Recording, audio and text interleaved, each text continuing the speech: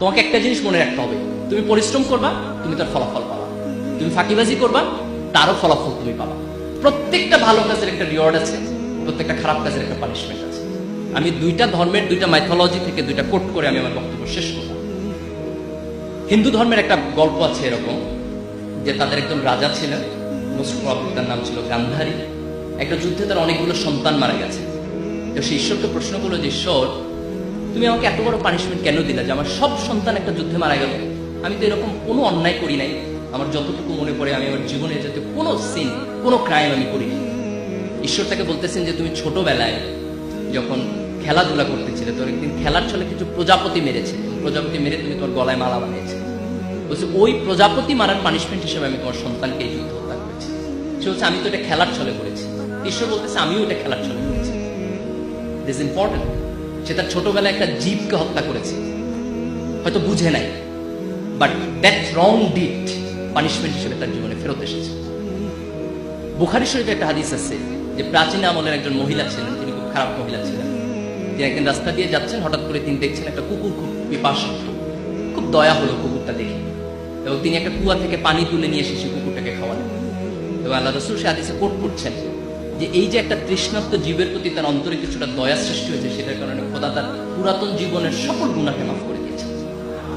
That was a very small ভালো কাজ, খুব ছোট্ট একটা ভালো কাজ, কিন্তু সেই ভালো কাজটা খোদার আরশে গিয়ে অনেক বড় হিসাবে তার কাছে প্রতিদান হিসাবে ফেরত এসেছে।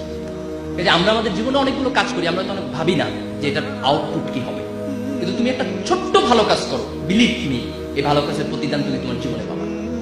তুমি একটা ছোট্ট খারাপ কাজ করো, এর প্রতিদান তুমি তোমার পাবা, এই জেনারেশনে না হলে নেক্সট জেনারেশনে।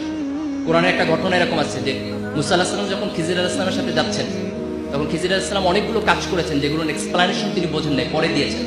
তার মধ্যে একটা কাজ ছিল যে একটা নগরে গিয়ে ওই নগরের মানুষরা তার সাথে দুর্ব্যবহার করেছে, কিন্তু কোনায় তিনি একটা প্রাচীর তুলে দিয়েছেন। তারপরে যখন মুসা আলাইহিস সালাম এক্সপ্লানেশন দিচ্ছে, তখন বলতেছে যে এই প্রাচীরের নিচে কিছুটা গুপ্তধন ছিল, এবং সেই গুপ্তধন হচ্ছে এমন দুটো নাবালক সন্তানের যার বাবা সৎ মানুষ ছিলেন। এই জন্য আল্লাহ তাকে বলেছেন তুমি ওই সৎ মানুষের সন্তানের জন্য এই সম্পদটাকে রেস্ট্রিক্ট করো, এটাকে সংরক্ষণ করো। তার মানে তার বাবার সৎকর্মের জন্য তার সন্তান বেনিফিটেড হচ্ছে। তুমি তোমার ভালো কাজের রিওয়ার্ড যেমন পাবা, তোমার খারাপ কাজের পানিশমেন্ট হবে। এটা হয় থার্ড জেনারেশনে, না হয় সেকেন্ড জেনারেশনে, না হয় থার্ড জেনারেশনে। এটা যে সবসময় মরণের পরে হবে দ্যাট ইজ নট ইম্পর্টেন্ট। মরণের পর তো হবেই, সেটা পৃথিবীতেও হবে। কিন্তু এই মানুষের জীবন যখন এই ধর্মবোধের জায়গা থেকে, অ্যাকাউন্টেবিলিটির জায়গা থেকে সরে যায়, তখন মানুষের মধ্যে কোনো নৈতিকতা থাকবে না, মানুষের মধ্যে কোনো বোধ থাকবে না, মানুষ বেপরোয়া হয়ে উঠবে। এবং সেই বেপরোয়া মানুষ শিক্ষিত হলেও কিছু যায় আসে না, সে বেপরোয়া মানুষ এ প্লাস পাইলেও কিছু যায় আসে না। কারণ আমাদের সোসাইটি আমরা দেখেছি যে আমাদের অনেক শিক্ষিত মানুষ আজকে করাপশন করছে, অনেক শিক্ষিত মানুষ আজকে দেশের সম্পদকে বিক্রি করে দিয়েছে দেশের বাইরে। এই যে দিস ইজ ইম্পর্টেন্ট যে আমরা গ্লোবালাইজেশনের যুগে আমাদের কোয়ালিটি ডেভেলপ করার পাশাপাশি এই অ্যাকাউন্টেবিলিটির জায়গা থেকে মানুষের প্রতি ভালোবাসা, জীবনের প্রতি ভালোবাসা, জীবের প্রতি ভালোবাসা, এক ধরনের নৈতিকতা বোধ, এক ধরনের ধর্মবোধ, যে কোনো ধর্ম হোক, ফেইথ বেস অ্যাপ্রোচ। তুমি ঈশ্বরকে বিশ্বাস করো, আল্লাহকে বিশ্বাস করো, গডে বিশ্বাস করো, does not matter, but you must believe, you must practise whatever your religion is. You must have the sense of the accountability, যে ভালো কাজ করলে এটা একটা ভালো কিছু পাবা, তোমাকে এটা এনকারেজ করবে। একটা খারাপ কাজ করলে তোমার পানিশমেন্ট হবে, ভয় তোমার মধ্যে থাকতে হবে। এই দৃষ্টিভঙ্গি যখন আমাদের জীবনকে নিয়ন্ত্রণ করবে, তখন সত্যিকার অর্থে আমরা একটা ভালো সমাজ করতে পারব।